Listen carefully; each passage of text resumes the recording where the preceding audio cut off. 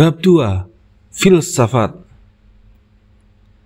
Apabila kita menonton satu pertandingan sepak bola, maka lebih dahulu kita mesti pisahkan si pemain, mana yang masuk klub ini, mana pula yang masuk kumpulan itu.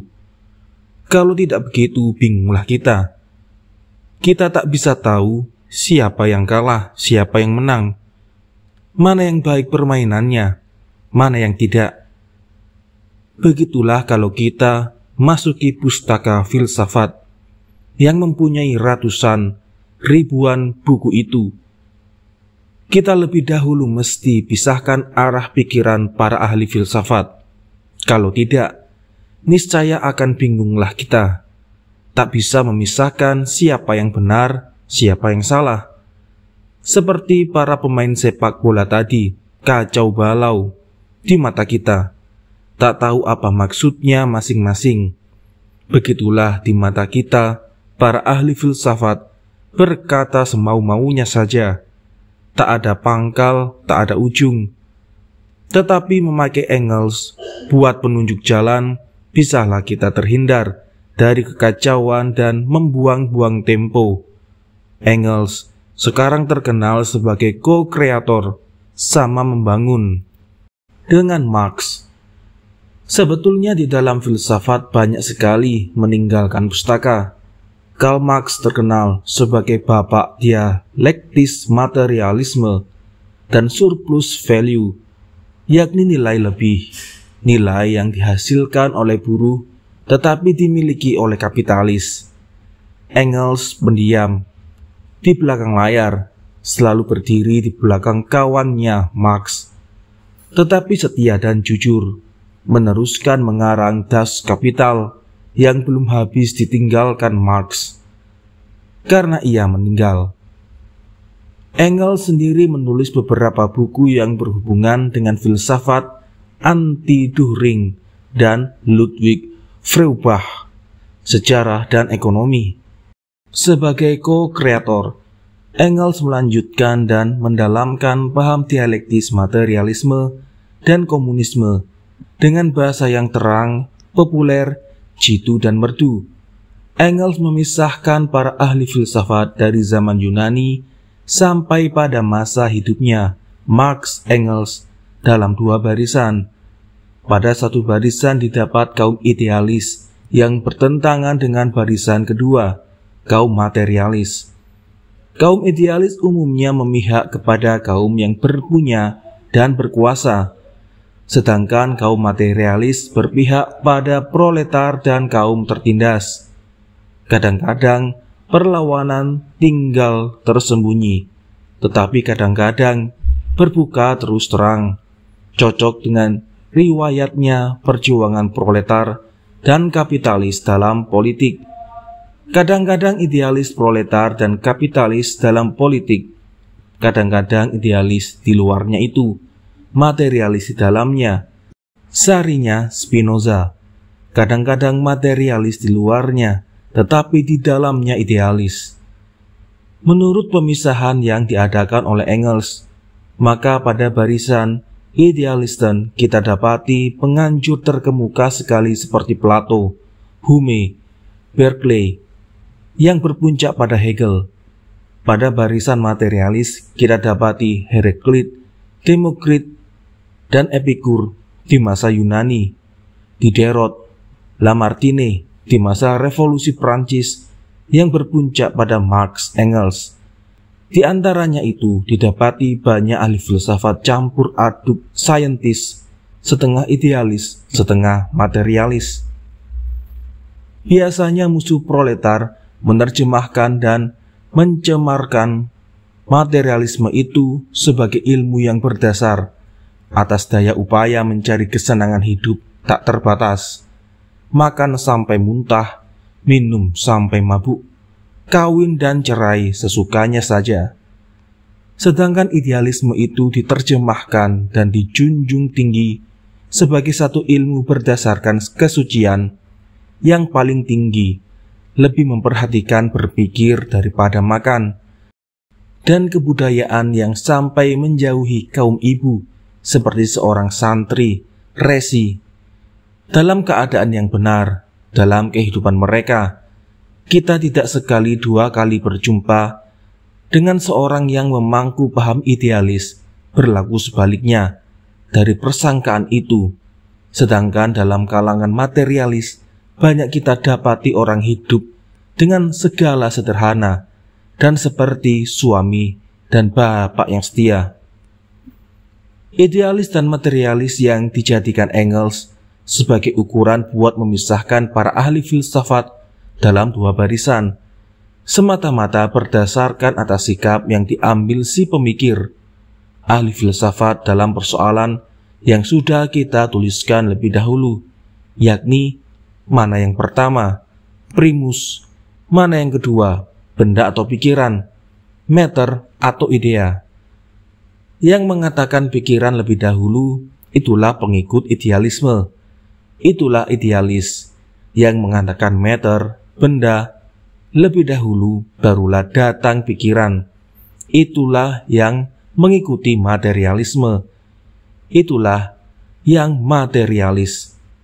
Hidup segala sederhana, atau mau segala lebih dengan tidak memerdulikan kesehatan diri dan kebaikan buat masyarakat, itu bergantung kepada watak masyarakat dan pendidikan masing-masing orang. Dengan memakai pemisahan yang diadakan oleh Engels, filsafat menjadi persoalan yang mudah bagi kita. Dengan mengambil satu contoh, satu model saja, kita bisa ketahui seluk-beluknya perkara yang bersamaan dan bersangkutan. Dengan David Hume sebagai ahli filsafat idealis, kita bisa gambarkan semua ahli filsafat idealis dari Plato sampai Hegel. If I go into myself, kalau saya memasuki diri saya sendiri, kata Hume, maka saya jumpai bundles of conception, bergulung-gulung pengertian, bermacam-macam gambaran daripada benda. Kalau Hume hendak mengetahui apakah benda yang bernama buah jeruk itu umpamanya, maka yang ia insafi cuma rasa yang manis itu, kulitnya yang licin itu, beratnya yang 1/3 atau 1/4 kilo itu, warnanya yang hijau atau kuning itu, bunyinya yang nyaring itu atau lembek itu. Bunyi itu ada di telinga, dalam badan Hume, bukan pada jeruk. Beratnya di tangan Hume, bukan pada jeruk. Rupanya pada mata, rasanya di lidah atau di ujung jari Hume. Semua bunyi, rupa, dan rasa itu dengan perantaraan saraf, nerve, berjalan ke pusat, ke center, ke otak. Otak mencatat bunyi, rupa, dan rasa tadi menjadi pengertian conception, seperti pengertian merdu, kuning, berat, lezat, dan licin. Semua pengertian ini di dalam saya, kata Hume, bukan di luar saya. Jeruk itu sebagai benda tak ada bagi saya, yang ada cuma ide, pikiran, pengertian, bundles of conception, kata Hume. Jeruk sebagai benda, lembu sebagai benda, bumi dan bintang sebagai benda. Ya, engkau sebagai benda, tak ada buat saya. Yang ada cuma ide, pikiran, pengertian, gambaran dari jeruk, lembu, bumi, bintang, dan engkau. Engkau, kata Hume, cuma ide buat saya. Tetapi engkau, buat Hume, adalah saya buat Tuan Smith umpamanya. Dan saya buat Hume adalah engkau buat Smith. Jadi engkau cuma ide, cuma gambaran buat Hume, itu mestinya juga gambaran buat Smith. Hume yang dipandang dari pihak Smith ialah engkau, mestinya satu gambaran, satu ide saja. Tak ada Hume itu buat Smith sebagai orang, sebagai ahli filsafat. Yang ada cuma gambaran dalam otak Smith. Dengan begitu Hume yang membatalkan benda dan mengaku ide saja, membatalkan adanya dirinya sendiri, mengakui bahwa sebetulnya dia sendiri tak ada. Beginilah akibatnya. yang konsekuensi dari idealisme. Dengan membatalkan adanya benda, ia membatalkan dirinya sendiri. Demikianlah David Hume dengan memisahkan ide dari benda, abstraction, dan menganggap ide yang pertama. Dalam menentang benda sebagai dasar yang pertama, tewas dalam tentangannya, membatalkan adanya dirinya sendiri. Dengan begitu, ia sebetulnya membatalkan filsafat idealisme itu. Sesudah Hume, boleh dibilang filsafat idealisme sudah mati. Tetapi barang yang mati itu acap kali menjelma hidup kembali dengan memakai bentuk baru, seperti paraurah dan pepatah tadi. Sekarang pun masih ada bentuknya. Immanuel Kant, ahli filsafat Jerman kesohor itu, mengangkat naik kembali bendera Hume, tetapi tidak dengan konsekuensi Hume. Kant tidak berjalan terus jujur seperti Hume, tetapi maju mundur. Seperti kata Lenin, filsafat Kant tidak boleh dipakai buat berkelahi. Bukan filsafat berkelahi. Menurut Kant, kita bisa ketahui dengan panca indera kita sesuatu benda, tetapi Ding an sich, benda sendirinya, kita tidak bisa ketahui. Kalau sudah diketahui sesuatu barang dengan panca indera, apa juga lagi yang mesti kita ketahui tentang barang itu? Begitulah kaum materialis bertanya. Buat kaum materialis, hal itu sudah cukup. Tetapi buat Kant, itu belum cukup. Ia tak sepenuhnya memihak pada Hume, dan bilang terus bahwa benda itu buat dia tak ada. Yang ada cuma gambaran dalam otaknya. Tetapi ia cari rumput buat sembunyi dengan memakai Ding an sich, benda itu sendirinya. Jawab Engels dalam hal ini pendek dan jitu. Kata Engels, dari hari ke hari, Ding an sich itu sudah menjadi Ding für uns. Benda yang sendirinya itu tidak diketahui. Dari sehari ke sehari sudah menjadi benda kita. Keterangan Engels tentang Ding für uns itu dulu banyak saya cari, tapi tak jumpa. Tetapi menurut pikiran saya, jawab Engels yang pendek ini mesti diterjemahkan seperti berikut. Air umpamanya, yang dahulu kala dianggap oleh nenek moyang kita seperti suatu barang yang ajaib, sekarang kita sudah ketahui zat asalnya, ialah hidrogen dan oksigen. Sudah diketahui. Menurut hukum mana ia berpadu, ialah menurut hukum Dalton.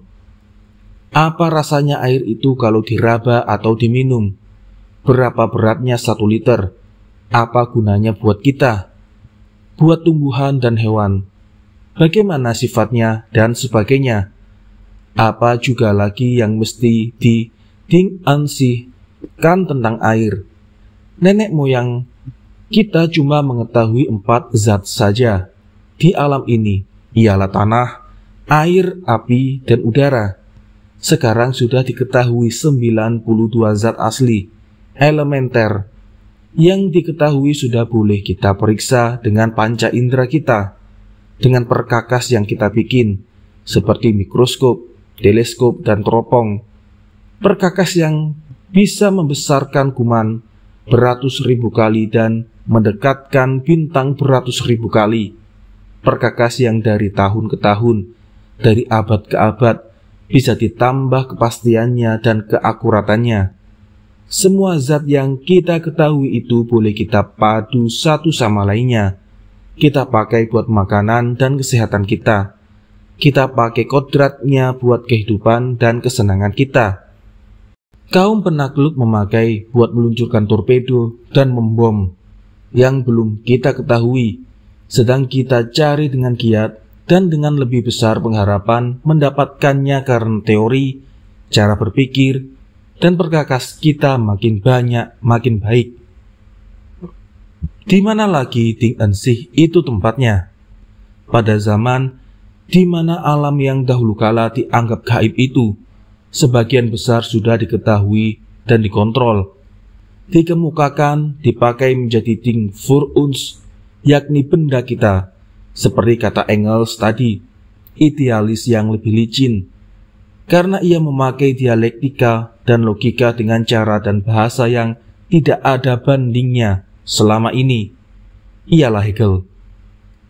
Lama Marx, walaupun ia sudah Marxis, sesudah meninggalkan gurunya Hegel, didekati Hegelisme. Dengan dua sayap tesis di kanan, antitesis di kiri, dan badan sintesis di tengah, Hegel terbang makin lama makin tinggi, sampai silau mata si pemandang. Buat Hegel, absolute idea ialah yang membuat benda realitas. Die absolute Idee Marx die Geschichte. Absolute idea yang membuat sejarah, histori, dan membayang pada filsafat. Bukan filsafat yang membuat sejarah, katanya, melainkan absolute idea. Deren nachzuhegelen Ausdruck die Philosophie ist. Yang tergambar nyata pada filsafat. Jadi menurut Hegel, sejarah ialah sejarah dunia dan masyarakat dibikin absolute idea, dan hal ini tergambar pada filsafat. Pada lain tempat, Hegel mengatakan bahwa negara dan stat ialah Verwirklichung, penjelmaan absolute idea itu. Absolute idea itu sama dengan metafisik, ide sendiri, ide yang tak dibikin, yang tunggul, tak jatuh pada hukum sebab dan akibat, hidup dan mati, tak melahirkan atau dilahirkan, tak takluk pada waktu dan tempat, melainkan tunggal, terkuasa dan sempurna. Absolute idea itu membuat sejarah dunia, masyarakat dan negara. Absolute idea itu tergambar jelas dan pasti pada filsafat. Absolute ide akhirnya sama dengan metafisik, yakni gaib, di luar ilmu alam, rohani. Amun kata Egypt purbakala, dewa Ra. Rohani inilah yang dicari oleh mistikus, murid tarekat Hindu. Kalau ia memandang puncak hidungnya saja menyebut om tadi. Kalau beruntung seperti Buddha Gautama, maka leburlah rohani jiwanya dengan rohani yang mengisi alam ini. Feuerbach, materialis besar yang dianggap jembatan antara Hegel dan Marx, mula-mula memakai dialektika juga. Buah pikirannya ketika itu banyak memberi alat pelajaran pada Marx dan Engels. Tetapi setelah Feuerbach melamparkan dialektika sebagian besar disebabkan hidup terpencil, seolah-olah terbuang dari pergaulan, maka hasil pemeriksaannya jauh terbelakang dari Hegel. Hegel dianggap oleh kaum materialis sebagai ujung filsafat yang negatif, yakni ujung yang membatalkan ujung yang buntu. Feuerbach dianggap sebagai ujung yang positif, yakni pembuka di jalan yang baru, ke jalan dialektis materialistis.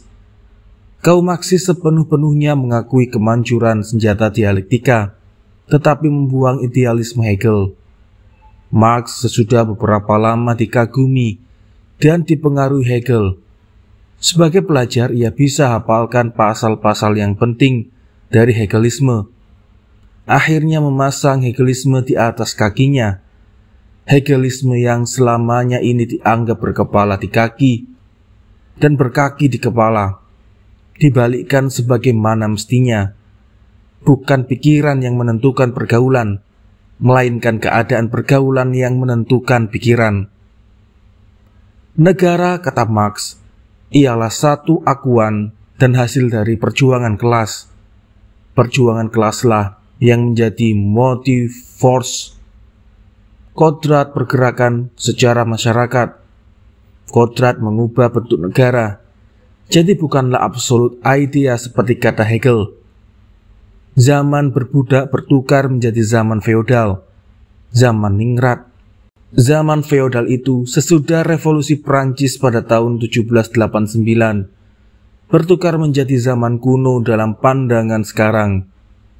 Dialektika yakni pertentangan yang berlaku pada zaman berbudak, ialah pertentangan yang berlaku pada zaman feodal, pertentangan ningrat dan tani, pertentangan pemimpin gilde dengan anggota gilde.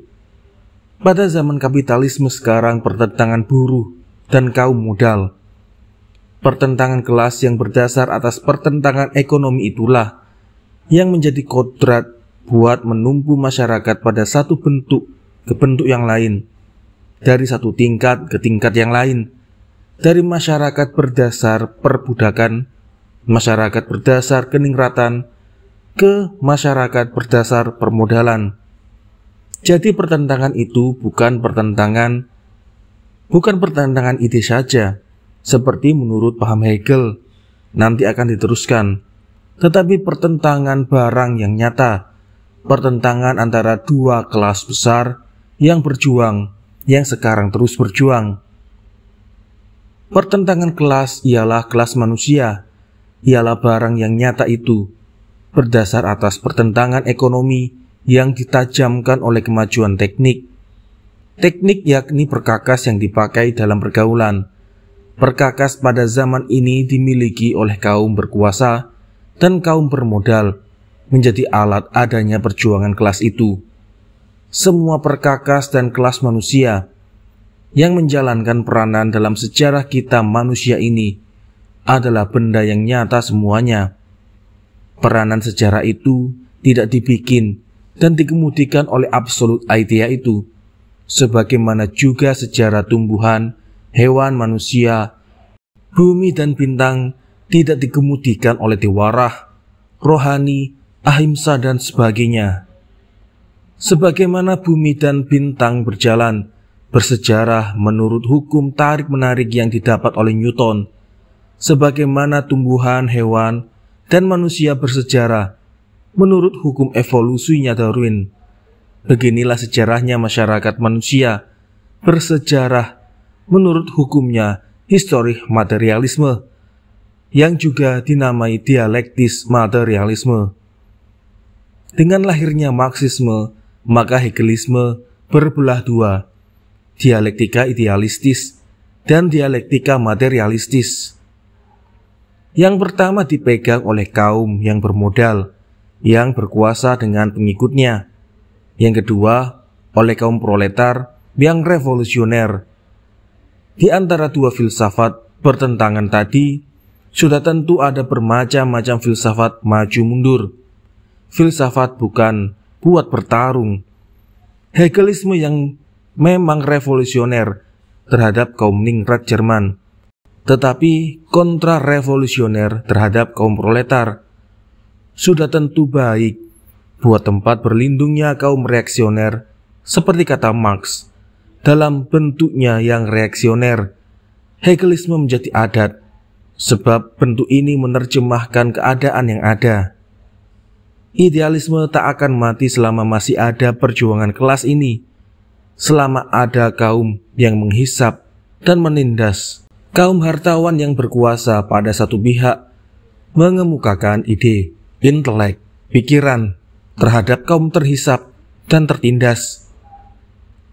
Pada pihak lain, ia memakai kemegahan majizat rohani buat membubukkan kaum bekerja supaya mereka rajin, menurut dan taat di dunia yang fana ini, supaya nanti mendapat nikmat bidadari yang matanya seperti mata burung merpati dan kesenangan kekal di akhirat. Demikianlah sesuai dengan perjuangan kelas.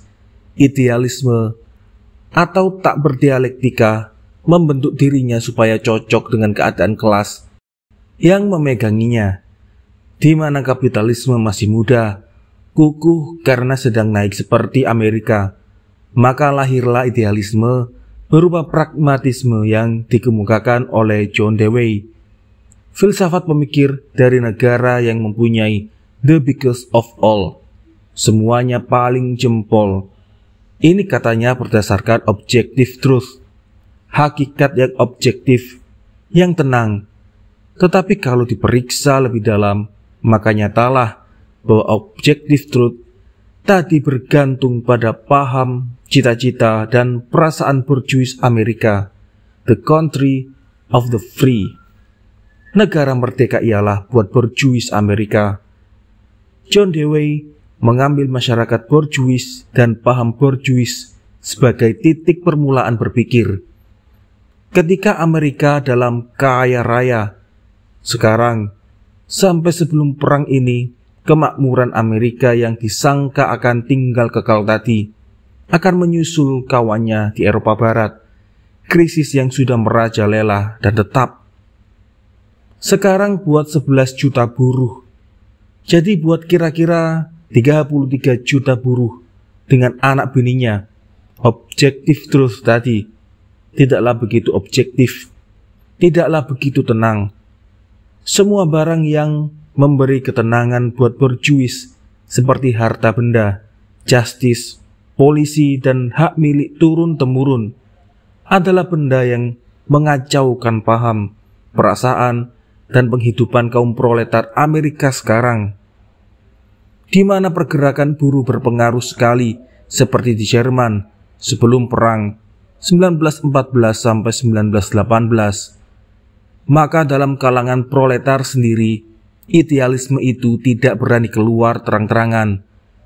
Dalam kalangan kaum proletar sendiri, masuk bermacam-macam isme yang di luarnya berupa materialisme, tetapi pada dasarnya terdapat idealisme. Lenin dalam bukunya Empiris Kritis dengan terang dan jitu mengemukakan pemisahan kaum ahli filsafat atas dua partai, seperti pertama kali dikemukakan oleh Engels, ialah partai ahli filsafat idealis dan partai materialis.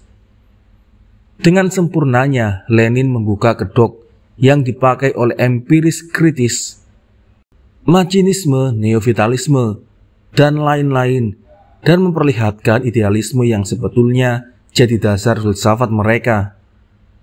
Di Rusia usahanya Lenin dan Plekhanov, yang dalam kalangan Marxis di Rusia sendiri sering saya dengar bahwa Plekhanov lebih besar dalam ilmu filsafat daripada Lenin. Usahanya dua ahli filsafat materialis ini akhirnya menjatuhkan kekuasaan filsafat idealisme di Rusia dan memaksa dia bekerja diam-diam. Dialektis materialisme ialah ilmu pemandangan dunia, Weltanschauung yang resmi, ofisial di Soviet Rusia. Di sebelah barat Eropa, idealisme masih sangat berkuasa, dan pada masa ini idealisme lah yang resmi. Idealisme barat mendapat bentuk baru dan pakaian baru. Idealisme barat mendapat bentuk baru dan pakaian baru, ialah anarkisme palsu dari ahli filsafat Bergson dan sinikalisme dari Searle. Anarkisme Bergson bukanlah anarkisme beraksi seperti ilmu yang dipeluk oleh anarkis besar, ialah Bakunin. Bergson, Spengler, dan Nietzsche yang belakangan ini ialah satu filsuf Kratzpatzer, siapa kuat, siapa raja, Übermensch. Inilah yang dipeluk oleh Adolf Hitler dan Nazi. Filsafat fasisme dianjurkan oleh pemikir Giovanni Gentile.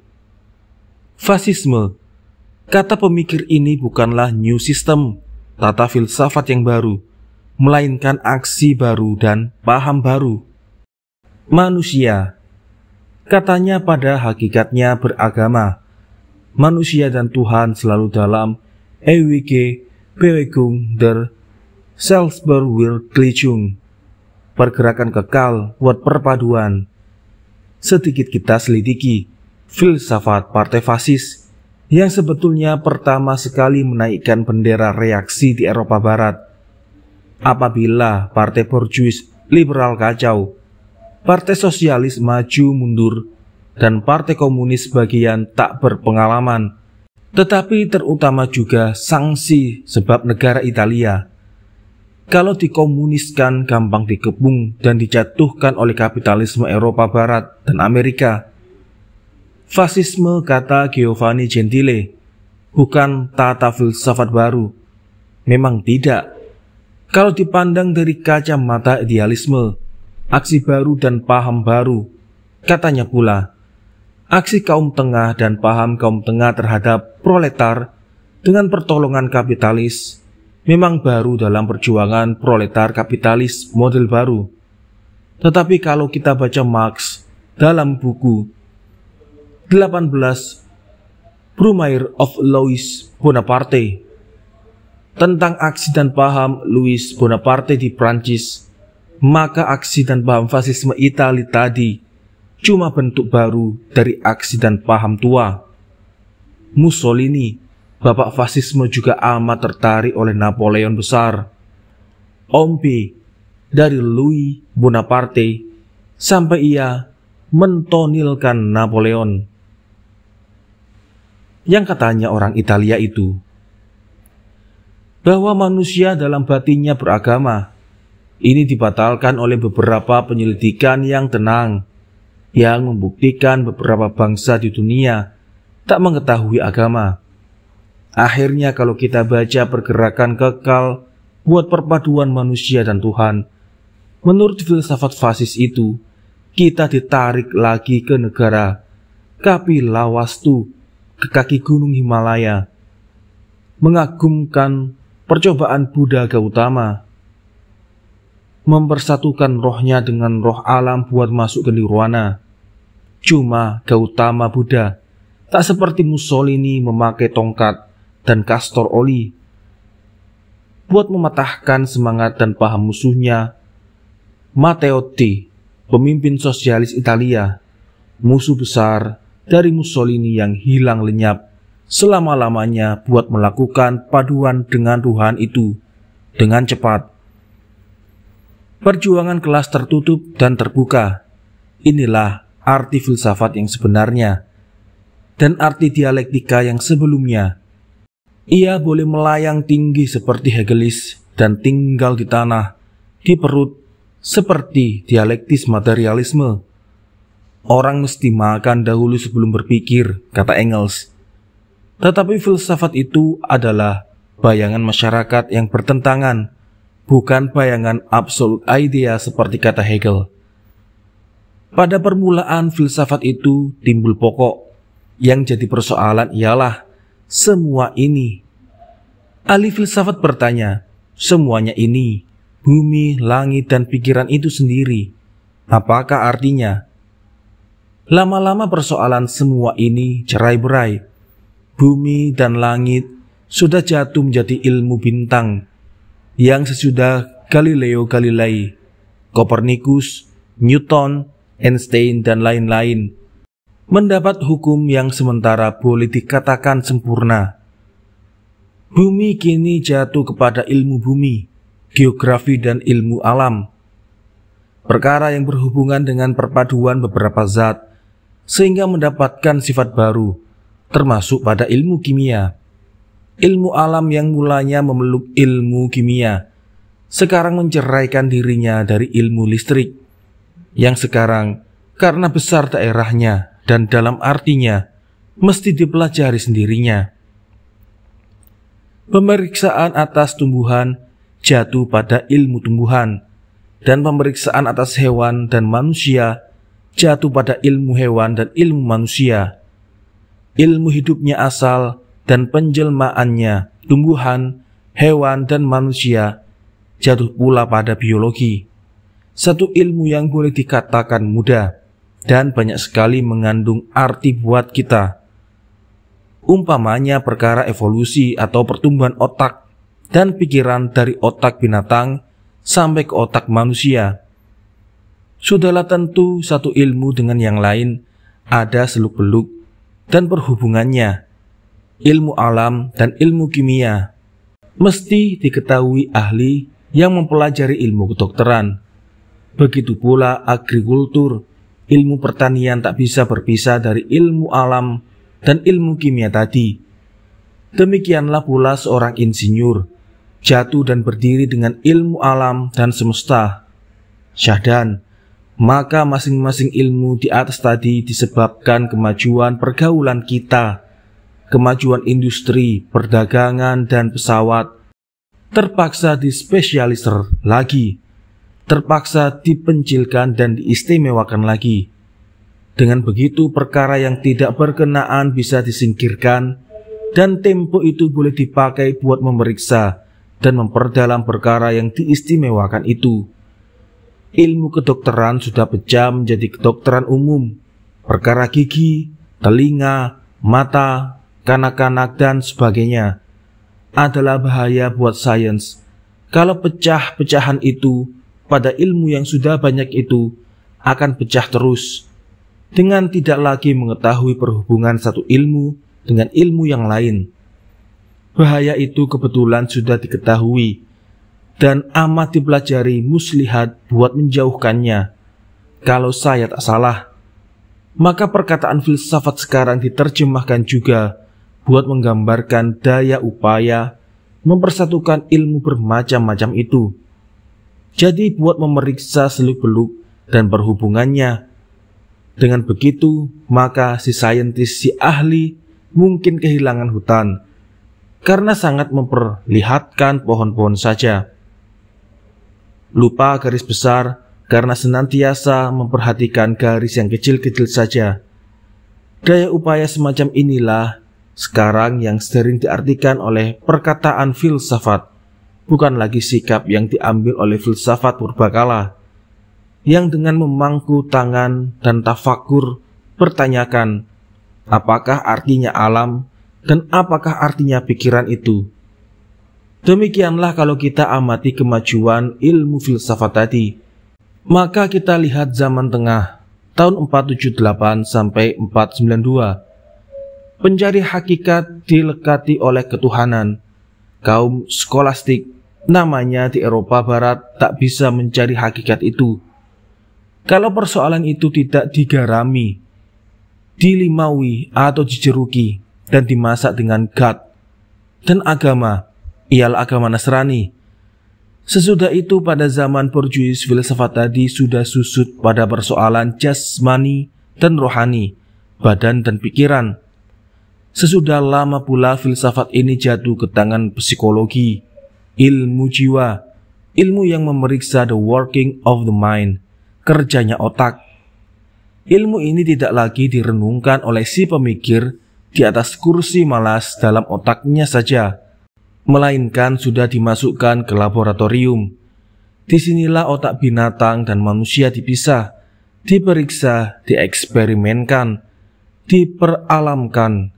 Disinilah insting, yakni pikiran hewan, perasaan, kemauan hewan, dan kecakapan hewan belajar diperiksa, diperalamkan, diuji, dan dibandingkan dengan akal, perasaan, dan kemauan manusia.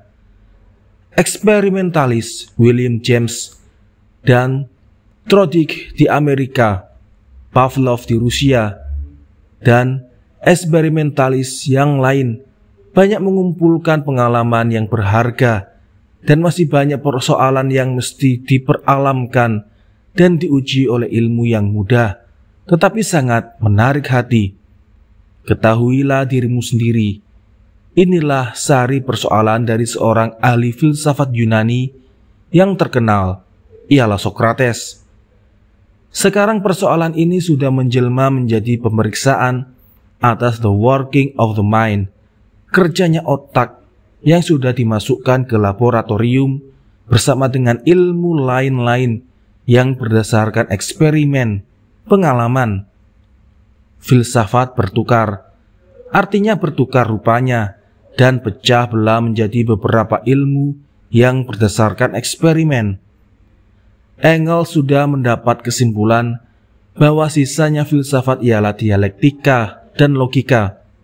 Semua cabangnya yang lain jatuh pada bermacam-macam ilmu alam dan sejarah, ialah sejarah masyarakat manusia. Marx memandang dari sudut pertarungan kelas, berkata dalam 11 tesis, Die Philosophen haben die Welt nur verschieden interpreted es kommt aber daraufhin di Welsh Zoo, Verraden. Para ahli filsafat sudah memberi bermacam-macam pemandangan tentang dunia itu. Yang perlu lagi ialah menukar dunia itu.